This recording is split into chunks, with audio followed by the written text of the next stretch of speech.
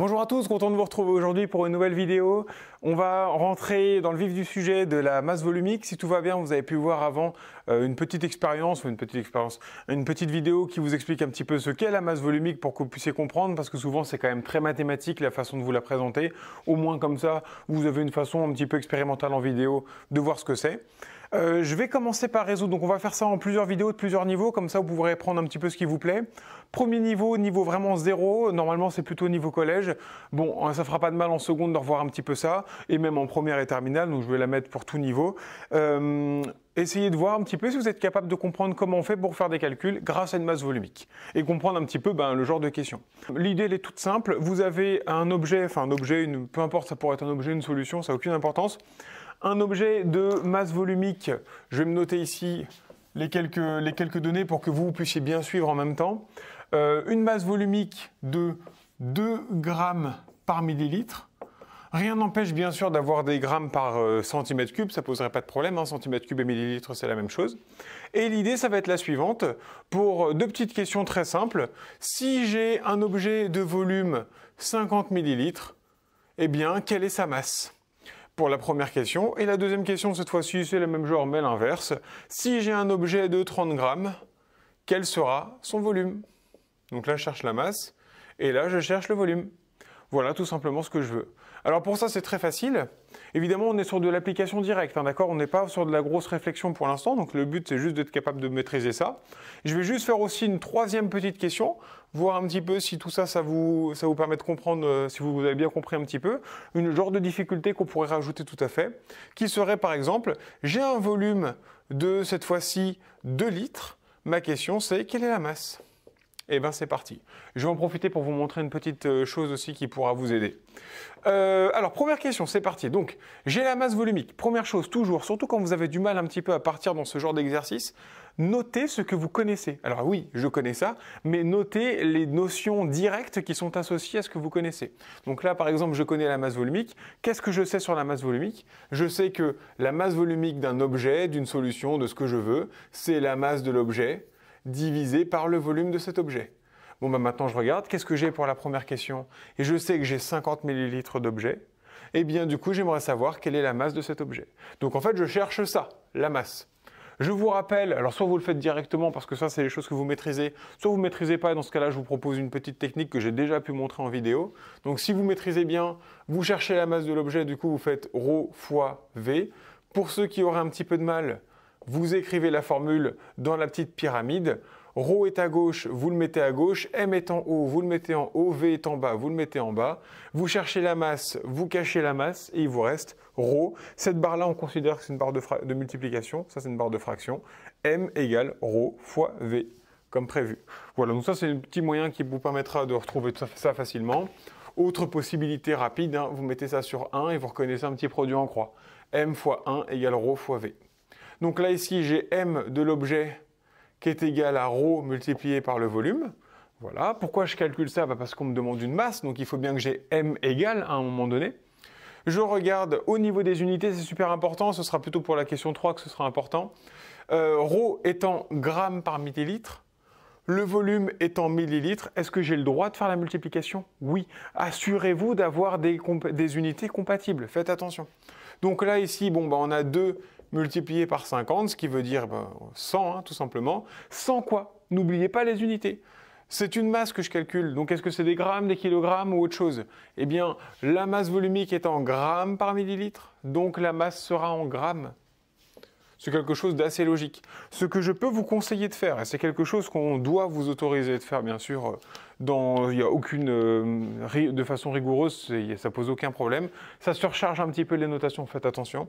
N'hésitez pas, d'une couleur un petit peu différente, de préciser les unités. C'est-à-dire qu'au lieu de noter ça comme ça, vous notez de cette façon-là. 2 grammes par millilitre multiplié par 50 millilitres et du coup est égal à, hop, et puis là en fait vous barrez ça. Et du coup il reste grammes, 100 grammes, tout simplement. Voilà pour cette première question, donc de l'application directe. Ça veut dire quoi? N'oublie pas, il faudrait faire une petite phrase réponse pour ce genre d'exercice. Ça veut dire que un objet qui prendrait 50 millilitres d'espace aurait une masse de 100 grammes si sa masse volumique est de 2 grammes par millilitre. Alors, est-ce qu'on a vraiment besoin d'utiliser cette formule-là? Non. Vous pourriez aussi le faire par produit en croix. Je vous déconseille le produit en croix quand vous avez des formules à votre disposition. La formule augmente la compréhension de votre correcteur et augmente votre propre compréhension. Je comprends tout de suite avec cette formule-là que je vais calculer une masse. Faites attention. Si vous faites un produit en croix, je vous montre vite fait l'idée. Je sais du coup que mon objet, ça permet par contre d'augmenter la compréhension physique, le produit en croix. Là-dessus, c'est pas faux. Je sais que mon objet, il pèse 2 grammes à chaque fois qu'il y a 1 millilitre de cet objet. Moi, j'ai quoi? Moi, j'ai 50 millilitres. Bon, même pas obligé de faire un vrai produit en croix. Hein. Si pour 1 millilitre, j'ai 2 grammes, pour 50 fois plus de millilitres, bah, j'ai 50 fois plus de grammes, tout simplement. 50 fois 2 divisé par 1, ça fait donc bien 100 grammes. Vous avez votre produit en croix. Mais là, regardez, si vous faites ça sur une copie, qui comprend franchement ce que vous êtes en train de faire? Bah, à part vous, pas grand monde. Donc faites attention.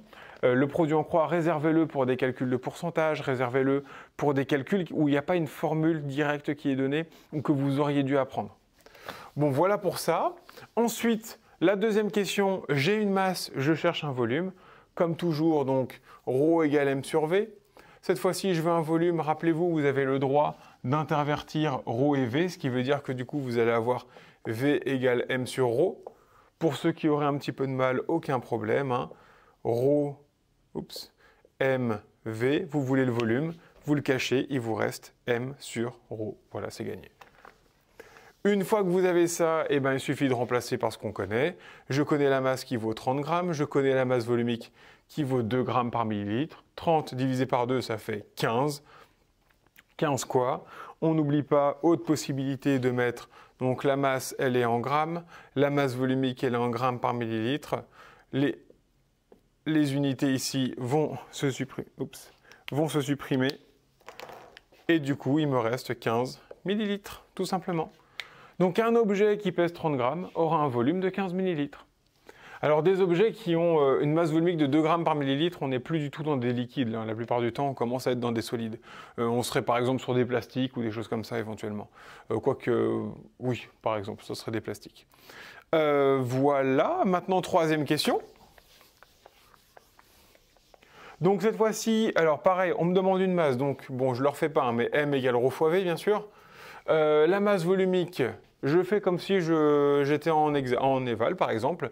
Pardon, je ne mets pas ça. 2 multiplié par le volume en litres, 2 litres. Hop, et du coup, ça fait 4 grammes, c'est gagné? Eh ben non, faites attention. Pourquoi ça ne marche pas? Parce que si vous avez bien fait attention aux unités, eh bien, si je les réécris un peu différemment, donc là, je vais avoir, si j'écris tout simplement même les unités, 2 grammes par millilitre, que je multiplie par 2 litres. Est-ce que je peux supprimer facilement millilitres avec litres? Non. Assurez-vous d'avoir des unités compatibles. Soit vous transformez les grammes par millilitre en grammes par litre, soit vous convertissez votre volume des millilitres vers les litres. Ce que je vous conseille de faire, parce que c'est quand même plus facile, même s'il n'y a pas forcément beaucoup plus de difficultés à faire du gramme par millilitre en gramme par litre. Donc là, vous me transformez votre 2 litres en millilitres, ça veut dire 2000. Rappelez-vous, 1 litre, c'est 1000 millilitres, c'est son nom qui l'indique, millilitres, il y a millième dans l'histoire. Donc 1000 millilitres, c'est 1 litre. Donc là, j'ai 2000 millilitres, ce qui veut dire 2 fois 2, 4, 4000.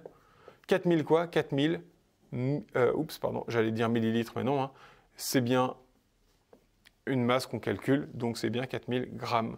Et après, vous pouvez le mettre éventuellement en kilogrammes.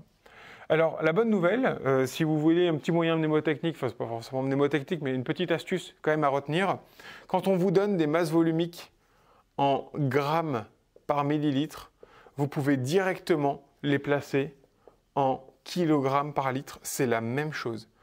Alors, petite preuve de tout ça, eh bien, si vous avez 2 grammes par millilitre, ça veut dire qu'à chaque millilitre, vous avez 2 grammes de matière. Ok. Qu'est-ce que ça donne en kilogrammes par litre? Eh bien, si au lieu d'avoir 1 millilitre, j'ai 1 litre, c'est-à-dire 1000 fois plus, ben j'aurai 1000 fois plus de grammes. Donc j'aurai 2000 grammes par litre. Oui, mais 2000 grammes, c'est quoi? Ben, c'est 2 kilogrammes.